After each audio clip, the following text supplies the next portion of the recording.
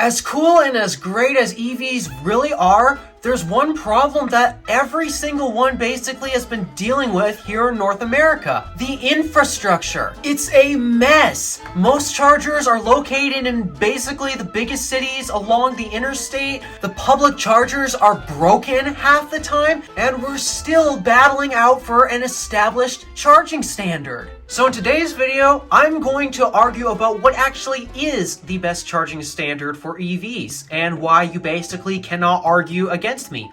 All right, let's begin. So while some people might be quick to say, dude, we have a standard, it's just Tesla is that one company that's deciding to stick with a proprietary charging port. And the truth is, no, we actually don't. Despite that, yeah, most automakers have agreed to use the, very nicely named SAE J1772 connector for AC and then CCS combo for DC charging. The actual government hasn't mandated that yet. It's just automakers have randomly decided, I guess we're gonna pick this port because, hey, it's not Tesla, because we hate Tesla, right? So we're going to pick the port that's not Tesla's and, everyone else is basically using. So that's kind of where we're at today. The government hasn't actually mandated a charging standard, and that's kind of why this news here exists today. When I say there is no established charging standard, I mean it. There is no established charging standard. There's basically two that most automakers, two automakers that are actually choosing to use it already, but most automakers have been picking the other one. There's technically two different standards, and why is that? It's because the government hasn't actually mandated one. Unlike Europe. Europe has actually mandated one, and because of that, charging EVs there is absolutely amazing. Aside from the prices, because I hear Europe's going through an energy crisis right now. Anywho, that's not the point. So what are the different standards that we're actually using here in America? When it comes to AC, there's actually two different options, and literally two different options. Even Nissan Leafs are equipped with this. I'm clarifying this right now because you might be confused, because the Nissan Leaf is a bit of an outlier here as well. But in terms of AC charging, there's two different options. NACS, which is what Tesla has rebranded their new charging standard to. It's now known as the North American Charging Standard, also known as NACS or NACS. You know what? I like NACS. I'm probably going to call it NACS because that's easier to say. So it's either Tesla's NACS connector, which obviously Teslas themselves use, as well as Aptera is doing everything in their power to now integrate it, and thanks to Tesla now making this open, Aptera is now actually going to use the NACS connector. And then we have the other connector, the SAE J1772 Type 1 connector. Yes, Type 1. Europe uses a J1772 Type 2 connector. What's the difference between these? The Type 2 connector supports three-phase power. So if they get three-phase power and we don't, why does Europe get the Type 2 connector with three-phase power while the Type 1 here in the US doesn't? It's because actually in most cases where the car is being AC charged, it's most commonly found in a home, and in terms of the residential space here in America, three-phase power is very uncommon. Okay, it might be more common in apartment complexes, but in terms of the typical residential space, three-phase power isn't very common here. So because of that, it didn't make much sense to integrate three-phase power into our charging standard here, because most of the time when the AC plug is being used, it's being done at home where three-phase power isn't used. That is why we don't get three-phase power, and that's why there's a Type 1 and a Type 2 version of this connector. Those are the differences. Other than that, it's basically the same. That's what we have for AC charging options. It's either the NACS connector or the SAE J1772. Now, when it comes to DC charging the car, this is where we actually get a slight outlier in with the Nissan Leaf, but even this standard is actually dying out. So we have, obviously, the NACS connector again, because superchargers use literally the exact same form factor port to accomplish it. That's one acknowledgement. We'll get into it later on. Then we also have the, this is nicely named, SAE J1772 CCS Type 1 connector. CCS stands for Combined Charging System. And why does it have this horrible name? It's because it's literally borrowing the same shape as the AC connector, but instead of using the AC plugs on the actual connector itself, it's got two separate DC pins. So yeah, it's technically a different plug, but it plugs into the same AC plug. That's totally not confusing. And then what about the Nissan Leaf? They use CHAdeMO. CHAdeMO is basically a dying standard, which is why Nissan has actually agreed that they are no longer going to use CHAdeMO. Except in Japan. I hear that CHAdeMO is actually a very popular standard in Japan. But this isn't Japan. This is North America. So which one of these connectors is the best? Because that's what this video is supposed to address, right? Which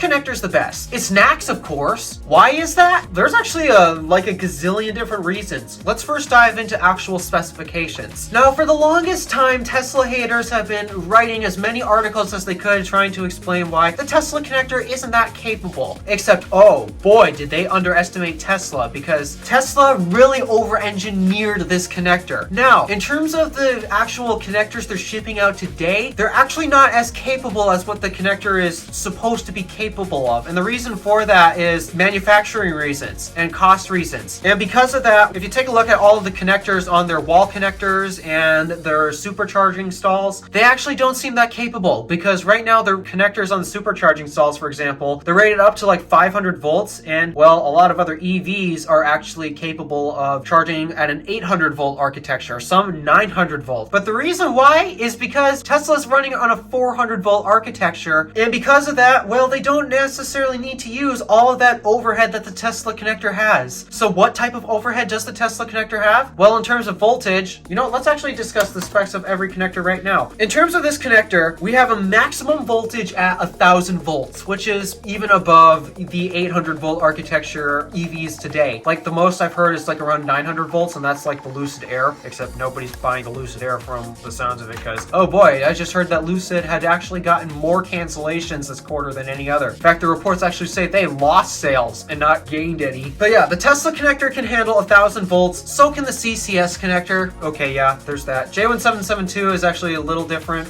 because, well, AC charging works differently than DC charging, but I'm mostly going to focus on DC charging because this is where it truly matters most. Oh, and then CHAdeMO is a 500 volt. Yeah, CCS and Tesla have them beat. So that is why CHAdeMO is a dying standard. It's because it's literally only capable of going up to 500 volts.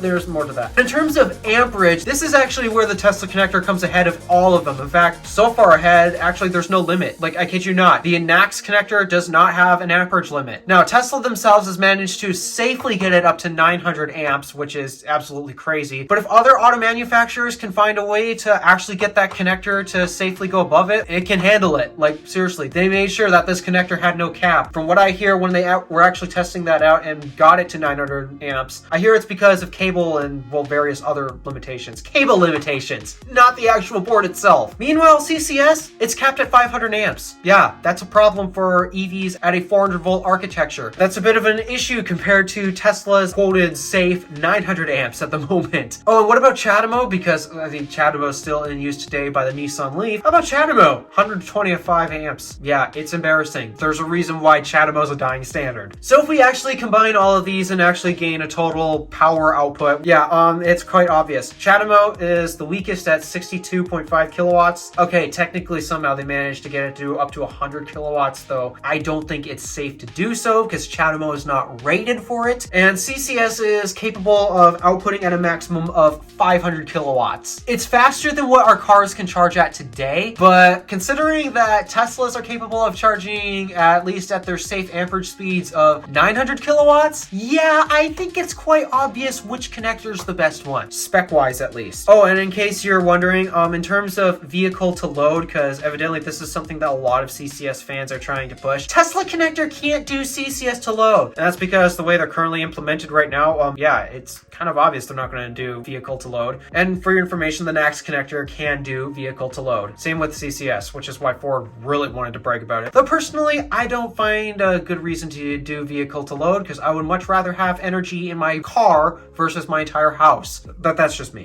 Okay, so those are the spec details. And yeah, it's pretty obvious by looking at the spec sheet, the NACS connector is better. But we got some other advantages to the NACS connector as well. Let's discuss the form factor. And yes, this is something that matters because believe it or not, there are actually some people that are struggling to handle the CCS connector. I've heard it mentioned on a podcast episode once. Someone's wife was actually struggling to plug their car in because it used the CCS handle. Meanwhile, someone smaller than them with their hands full, cell phone in the hand, grocery bags in the hand, plug their car in using the NACS connector just fine. So in terms of user friendliness, the NACS connector is actually way better because it's less bulky. And also because it's less bulky and takes up less space than CCS, it opens a lot more opportunities of finding places to stuff this thing. Like for example, Tesla famously does it in the taillight reflector, which is one of the coolest places to put it. First time I've ever saw a Tesla, I was actually wondering, where the heck do you charge this thing? And finally somebody popped open the reflector and oh wow, that's where the charge connector is? It's crazy. Meanwhile, the CCS connector, it's pretty obvious where it is, and actually it takes up a lot of space, like seriously, a lot of space. It takes up even more space than what you can with a gas cap, which is not really convenient. Oh, and what else about form factor? Because I got one more thing that I have that's very important to mention. The NACS connector, and I can't believe that other connectors aren't this way, the NACS connector is Karen-proof. Karen-proof? Okay, first of all, what's a Karen?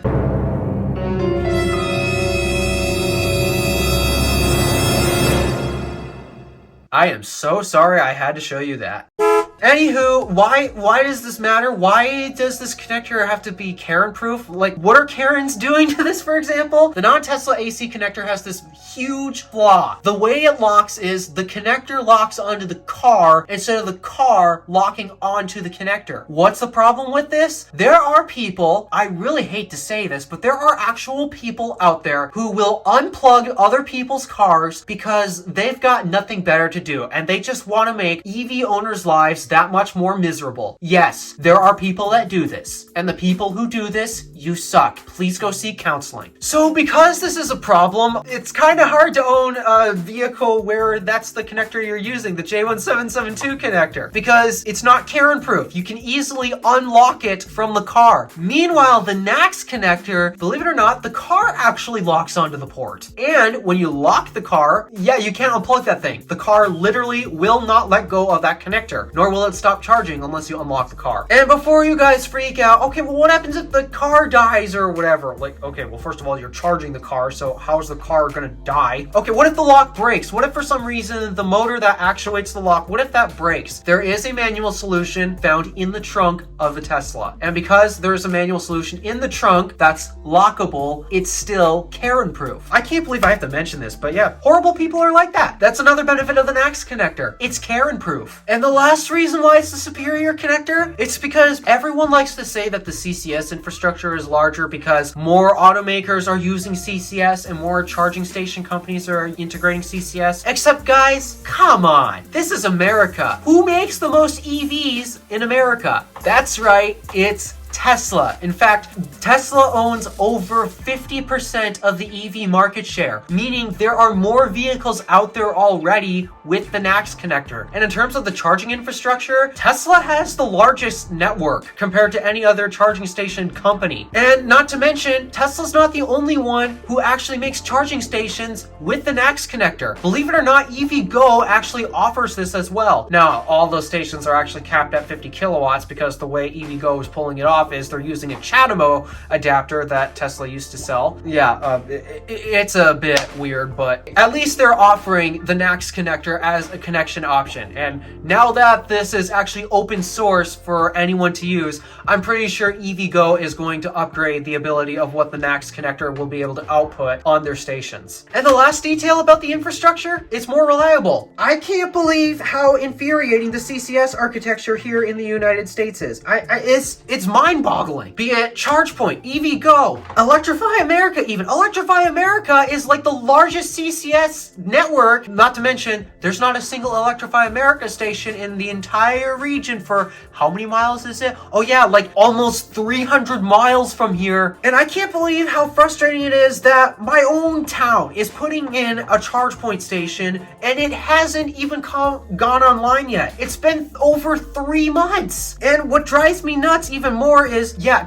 putting in this infrastructure is taking absolutely forever for some odd reason. Not only is it taking forever, it's not reliable. It's breaking all the time. There have been so many cases where on an Electrify America station especially, you're supposed to be getting, well, on the vehicles that can get over 200 kilowatts, you're supposed to get over 200 kilowatts. Somehow there's many instances where you're getting under 100. That's not normal behavior. And I actually downloaded the Electrify America app on my iPhone so I could actually see the status of charging stations, because yeah, that's what you gotta do to see what the current status of charging stations is. So you know what? Let's actually look that up. Let's look up the current status of a few random Electrify America stations.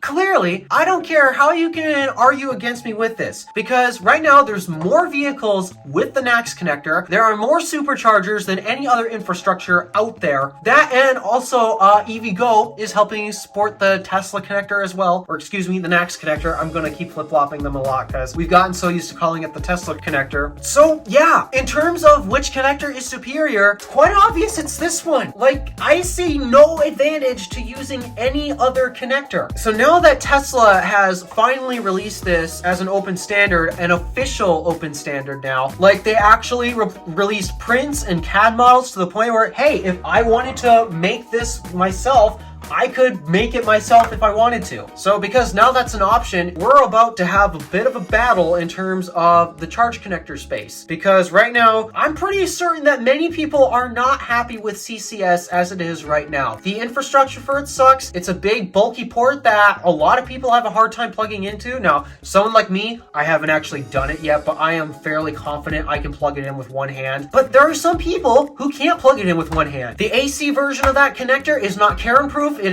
can easily be unplugged by someone who wants to screw with an EV owner. It sucks that people like this exist. Oh yeah, and it's less capable compared to the NACS connector. It doesn't make sense to use CCS or the J1772 connector, let alone CHAdeMO. CHAdeMO sucks. Get rid of it. So yeah, in terms of the best charging standard, it's NACS. You cannot argue with me about it. You can argue all you want in the comments section. You will be wrong, no matter how you try to argue it. So in terms of which connector we should make the standard, like the official standard, not the duopoly of standards. If we had to pick one standard, I want it to be this. And from the sounds of it, there's some companies already on board, and Tesla's even working with some others. Like, okay, sure, they're working with Aptera to get this on them right now, but they've also mentioned companies, meaning there's more than one automaker that's planning on adopting this actually, which is a good thing, because clearly that's the better connector. It'll also make the transition to opening up the supercharger network here in the United States, because Tesla wants to do it. They've actually said they want to do it